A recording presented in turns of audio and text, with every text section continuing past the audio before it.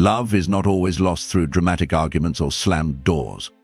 Often it fades without a sound. It leaves quietly without warning, and before you realize it, something has changed. You look at the same face, hear the same voice, but the warmth is missing. The connection that once felt effortless now feels forced, and you cannot quite explain why. People do not usually say they no longer love you. They just stop showing it. Not because they want to hurt you, but because feelings change. Attention shifts. Hearts move on, not always with anger, but with indifference. And that is harder to face. Have you ever felt completely alone, even while standing next to someone you love deeply? Like you are physically present but emotionally invisible? There is no fight. There is no goodbye. Just silence. And a growing space between what was and what is. The Stoic philosopher Marcus Aurelius once wrote, "You have power over your mind, not outside events." When someone begins to withdraw, our suffering often comes not from their distance, but from our resistance to it. We hold on to how things used to be, while reality drifts further from our grasp. Today we explore a quiet truth. That when love begins to leave, it always shows itself in two ways. Not loud, not cruel, but clear, if you are willing to see it. Now let me take you into a quiet village where one man faced the greatest fear of anyone in love. He learned not through arguments, not through betrayal, but through silence and emptiness that taught him more clearly than words ever could. It is in this story that we will find the two first signs that someone no longer loves you. The farmer and the falling leaves. In a quiet village surrounded by tall hills and wide open fields, there lived a humble farmer named Elias. He was a man of simple pleasures. He rose with the sun, worked the land with care, and returned home each evening to the one person who made all his labor feel worthwhile. Her name was Liana. His wife, his love, his home. Their life was not perfect, but it was theirs. Shared glances over dinner, quiet laughter in the garden, soft whispers before sleep. Years passed, and though time aged their faces, Elias believed their hearts remained the same. Until one autumn, something changed. It was not a single moment. No argument. No betrayal. Just a subtle quiet. A colder gaze. A shorter response. He began to notice that Liana no longer waited for him by the door. Meals were prepared but left on the table without a word. She no longer asked about his day, nor did she share much about hers. At first, Elias thought she was tired. The season was changing after all. Maybe it was just a passing mood. But as the weeks went on, the distance grew. Her eyes wandered elsewhere, and her mind seemed occupied by thoughts she no longer shared. He tried to bring back the warmth. He brought home her favorite bread from the town market. He tended the garden with extra care. He even read aloud the poem she once loved. But her smiles were no longer real. They were polite, distant, as if she was watching a stranger act out the role of a husband she no longer recognized. Elias felt lost. He spoke to no one about it. Not the neighbors. Not his brother in the nearby village. Instead, he packed a small bag one morning and walked toward the forest. It was said that deep beyond the woods, in a clearing where the sun never fully reached, there lived an old man known only as the Watcher. The Watcher was not a sage by title, nor a priest by duty. He was a man who had once loved, once lost, and chose to live alone where the world moved slowly. Those who visited him came not for answers, but for perspective. Elias found the Watcher sitting on a wooden bench outside a small cottage, watching leaves fall from the trees. The man said nothing at first, only motioned for Elias to sit beside him. For a long while they sat in silence, eyes following the slow dance of autumn leaves spiraling to the ground. Finally, Elias spoke. "I think she no longer loves me, but I cannot prove it. She is still there. But it feels like I am alone." The Watcher nodded slowly. When the wind changes, the leaves fall. They do not ask permission. They do not explain themselves. They simply know the season has ended. Elias looked down. "So what do I do? How can I know for certain?" The Watcher picked up a brittle leaf from the bench and held it up. Love does not leave with loud footsteps. It leaves in silence. It fades like the green of a leaf. First the edges, then the color, and finally it breaks away. There are always signs, but they are not shouted. They are whispered. He stood and walked toward a tall tree at the edge of the clearing. This tree has stood here for longer than I have been alive. Each year it lets go of what no longer serves it, not with anger, not with sorrow, but with wisdom. Elias followed him, eyes on the branches swaying above. You want to know if love has left you? Then listen. Do not force her to speak. Do not demand clarity from someone who is unsure of their own heart. Just watch. The signs will come. And when they do, the watcher turned and placed the leaf in Elias's palm. You will not need to ask. You will already know. In that quiet clearing, surrounded by trees shedding what they no longer needed, Elias understood something he had never wanted to believe. That love, like all things in nature, has its seasons. And when someone begins to fall away from you, the world will not scream. It will whisper, through silence, through small absences, through cold mornings that once were warm. What remains is not the fight to keep love, but the strength to witness its change. And in the falling of those first leaves, two signs always appear. Always. First sign, they no longer share their inner world with you. The days after Elias returned to the village were quiet. Liana was there, as she had always been. She cooked. She cleaned. She asked about the crops. But something essential had gone missing. And now that Elias had been taught to listen, he could hear it clearly. It was the silence between the words. The lack of depth.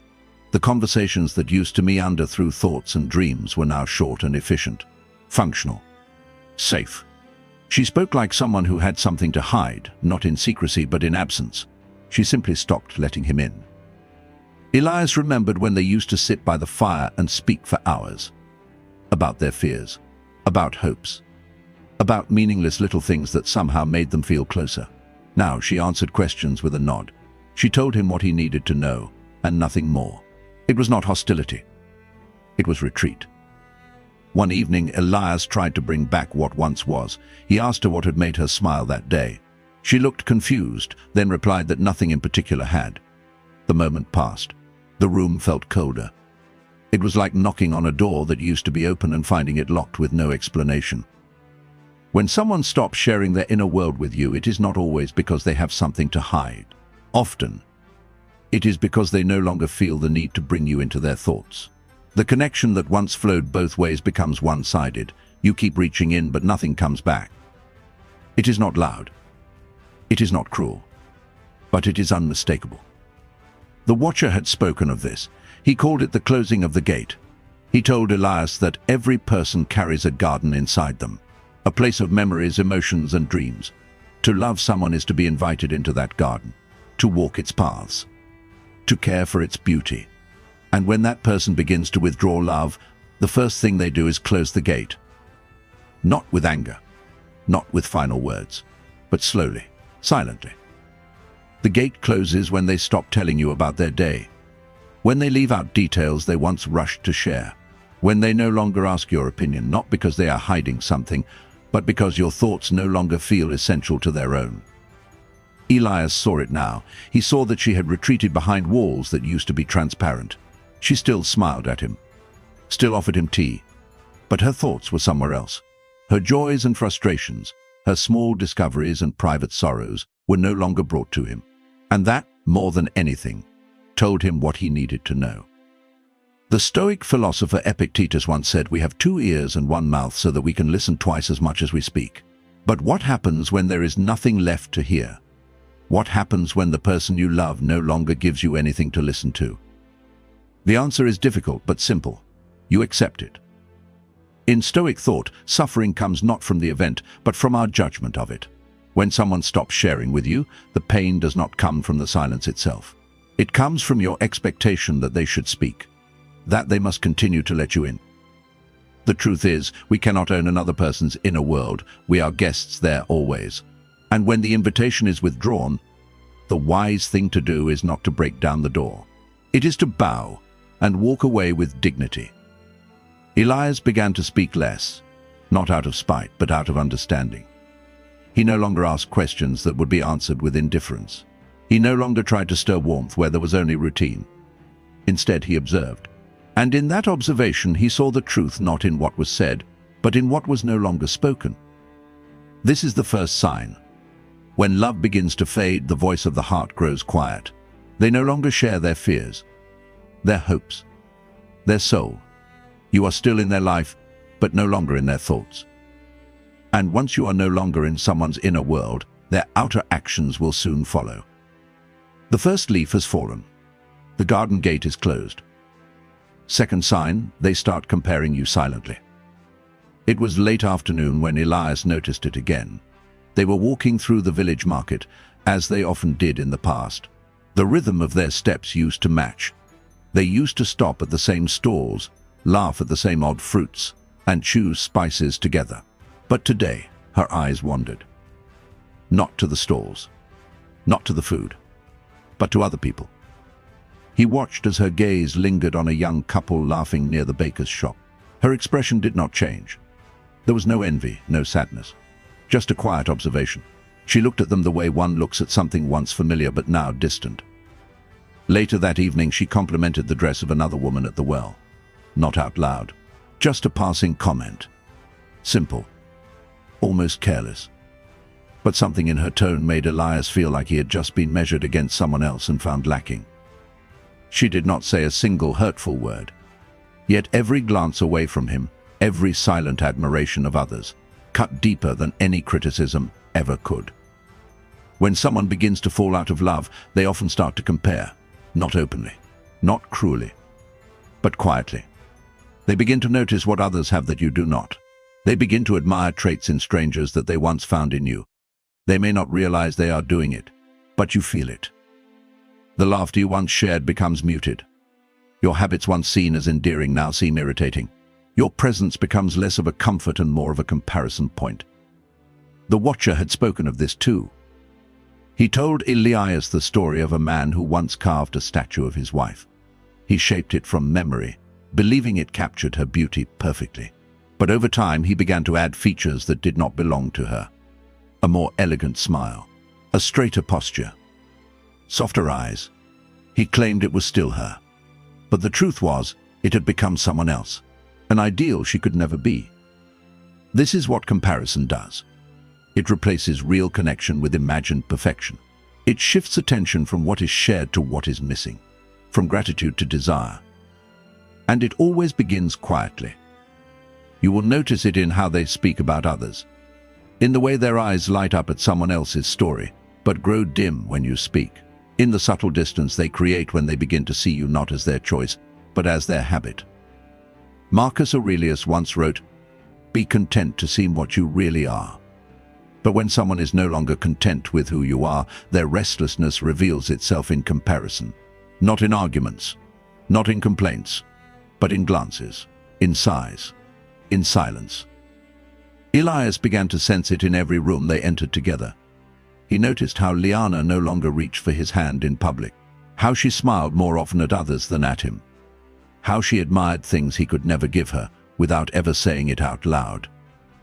There is a pain in being measured without being told. It is the ache of being seen, but not cherished, of being near someone who is already imagining someone else. The Stoics teach us not to chase what is outside our control. We cannot stop someone from comparing us to others, but we can choose not to compare ourselves in return. We can choose to accept that love built on comparison is not love, but performance, and we are not actors. When someone silently compares you, they stop seeing you as enough. They look for qualities you do not possess and forget the ones you do. This is the second sign. The heart has shifted. It now looks outward instead of inward. Elias did not confront Liana. He did not beg her to see him differently. He simply watched, and what he saw was a woman still present in body, but already walking away in spirit. Love begins with admiration, but it fades when that admiration is redirected. And the most painful part is not being replaced. It is being slowly forgotten while still standing in front of the person you love. That is how the second leaf falls, not with a word, not with a decision, but with a gaze that no longer sees you. What should you do when you see the signal? After many days of watching and waiting, Elias returned once more to the forest. He found the Watcher sitting at the same bench, eyes turned toward the same trees, still losing their leaves. Elias sat beside him, the weight of silence hanging heavily on his shoulders. "I have seen the signs," he said. "She does not share herself with me anymore. And I feel her comparing me to things I cannot become. So what should I do now?" The Watcher did not answer right away. Instead, he bent down and picked up a handful of fallen leaves. He let them fall one by one from his hand, watching how they drifted on the breeze without resistance. "You cannot chase the wind," he said quietly. "And you cannot force a leaf to cling to a branch that no longer feeds it." Elias lowered his head. "Should I fight for her? Should I ask her to stay?" The Watcher shook his head gently. "You can ask. You can cry. You can explain every ache in your chest. But if her heart has already walked away, your words will not reach her. You would not be speaking to her. You would be speaking to the memory of who she was. That is the pain of love. Not that it ends, but that we keep trying to hold on to what has already gone." The Stoic teachings remind us that true strength comes from accepting reality, not resisting it. Epictetus once said, "Freedom is the only worthy goal in life, and it is achieved by letting go of what is outside our control."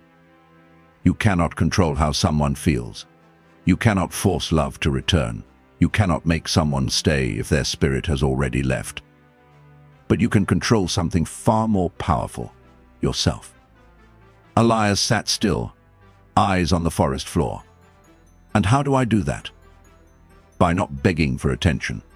By not lowering your worth to chase something that no longer sees it. By standing where you are and choosing peace over pride. When someone begins to leave, do not chase them into the darkness. Let them walk. And if they return, let it be by choice, not guilt. If they do not, then you will still be standing, whole, undiminished. The greatest mistake we make is thinking that letting go means we did not care. But the opposite is true. Letting go means we cared enough not to trap what wanted to fly. It means we loved enough to honor truth over fantasy. So Elias asked, "What should I do tomorrow?" And the Watcher answered, "You rise, you water your field, you greet the sun, you care for your life, because it is still yours, even if someone has stepped out of it. Let them go, Elias, but do more than just let go. Choose yourself, choose to live fully, choose to build a future that does not depend on someone else's heart. Because the one thing you must never lose is your own soul in the effort to keep someone else's love." That is what Stoic strength looks like. Not coldness, not distance, but courage. The courage to stay grounded when everything around you is drifting away. The courage to keep walking even when the path beside you is empty. The strength in walking alone. Elias did not return home with anger. He did not demand answers. He did not break the silence with accusations. He simply began to live differently. He still rose early. He still worked his fields. But there was a new stillness in him, a calm that came not from certainty but from release. He no longer waited for her to return to him with warmth. He no longer searched her face for signs of the love he once knew. He accepted what was. And in that acceptance, something shifted. One morning he stood at the edge of his land, looking over the rows of crops. The season was changing again. The air was colder, the trees barer, and yet the land was still alive. So was he. He looked into the distance and saw his own reflection in the window of their home, not as a man who had been left behind, but as a man who had chosen not to lose himself. Love does not always end. Sometimes it changes form. Sometimes it becomes a memory. Sometimes it becomes a lesson. But it always leaves us different. The Stoics taught that we do not own anything in this life. Not possessions. Not people.